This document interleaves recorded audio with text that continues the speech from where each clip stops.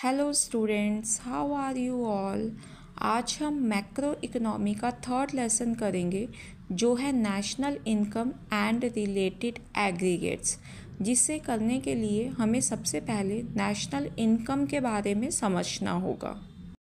National income का मतलब होता है कि एक साल के अंदर पूरे देश को कितनी टोटल इनकम होती है, वो उसके लिए नेशनल इनकम है।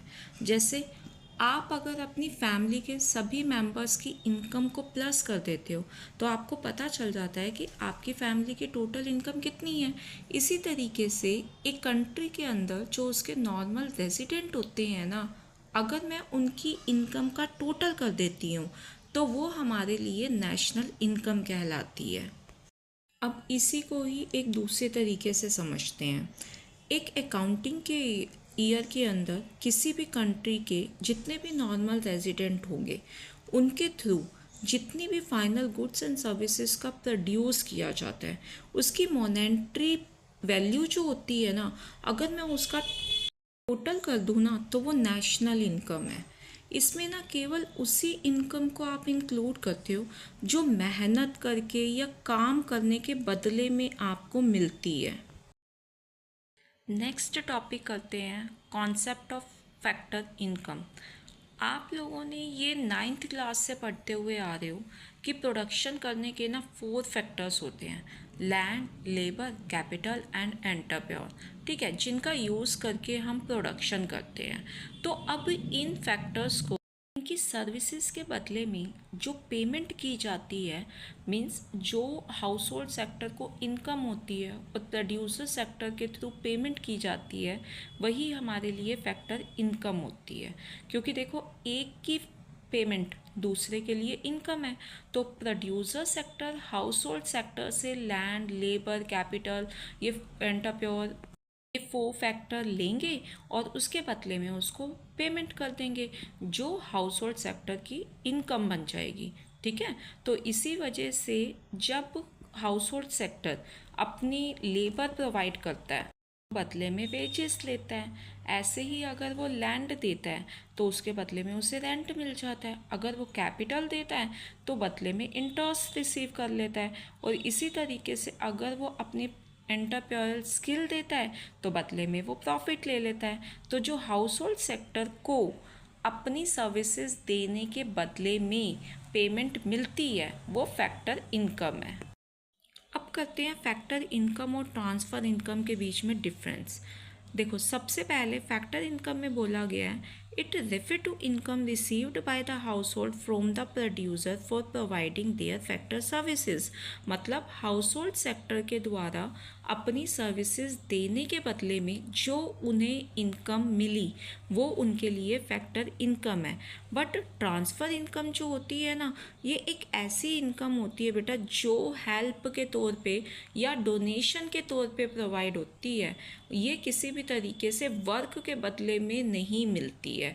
ये तो सिर्फ आपकी किसी ने हेल्प कर दी या डोनेशन दे दिया तो वो हमारे लिए ट्रांसफ़र इनकम कहलाती है। सेकेंड आता है इसके बाद इसका नेचर।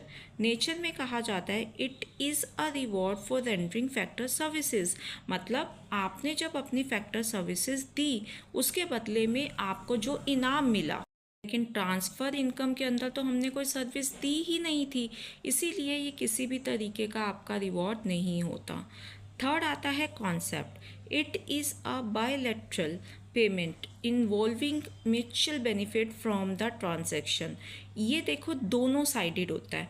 आप सर्विसेज दोगे तो ही तो बदले में आपको इनकम होगी ना। ठीक है, तो ये डबल साइडेड है। लेकिन जो आपकी ट्रांसफ़र इनकम होती है ये वन साइडेड होती है, यूनिलैटरल होती है। किसी ने हेल्प के तौर पर आप डोनेशन दे दी तो रिटर्न में आप तो उसको कुछ नहीं दोगे ना, तो इसीलिए ये क्या होगी, ये वन साइडेड होगी। नेक्स्ट आता है there are included in national income. जो फैक्टर इनकम होती है वो नेशनल इनकम में इंक्लूड होती है, बट ट्रांसफ़र इनकम कभी भी नेशनल इनकम में इंक्लूड नहीं होती।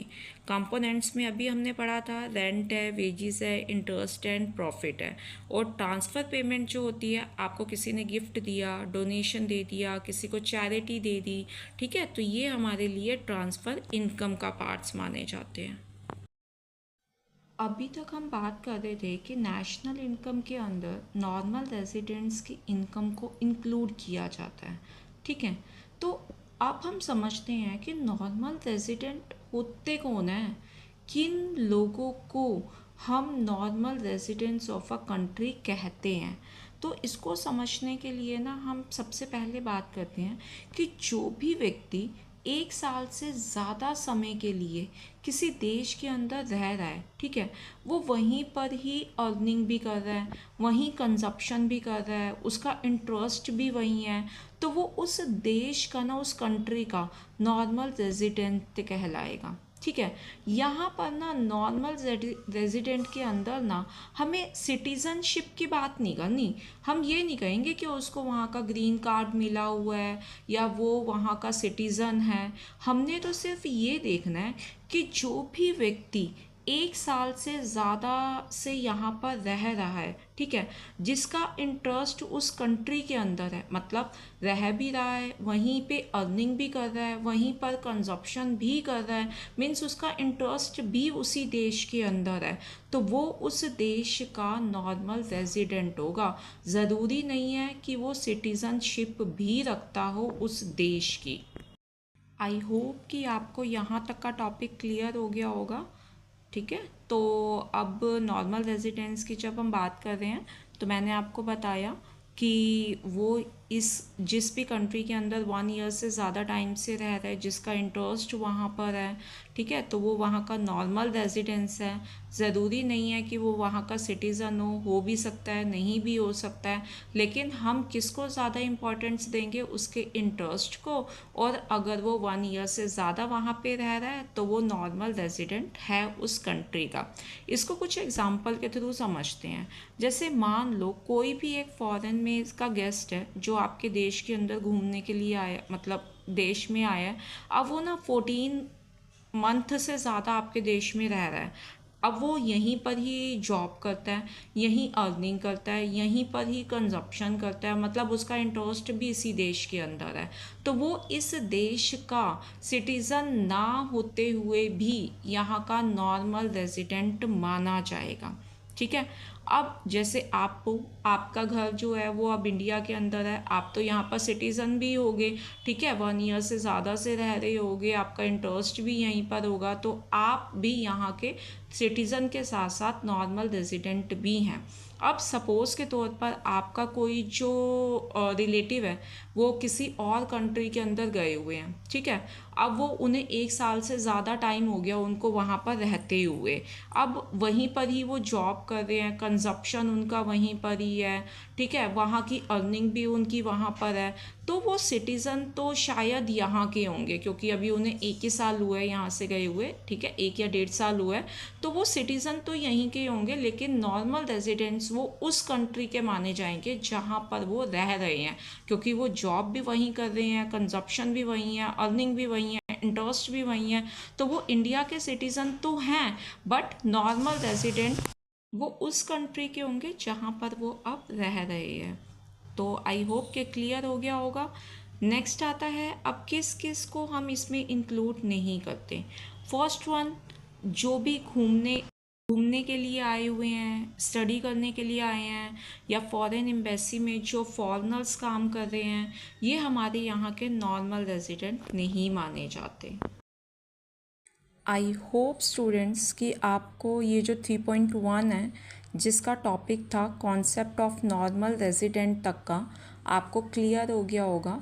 हम अपनी अगली वीडियोस के अंदर इसमें जो न्यूमेरिकल्स के पार्ट हैं उन्हें भी इजी वे से समझेंगे, और जो इम्पॉर्टेंट क्वेश्चन है real GDP and nominal GDP, इसको भी इजी वे से अंडरस्टैंडिंग करेंगे।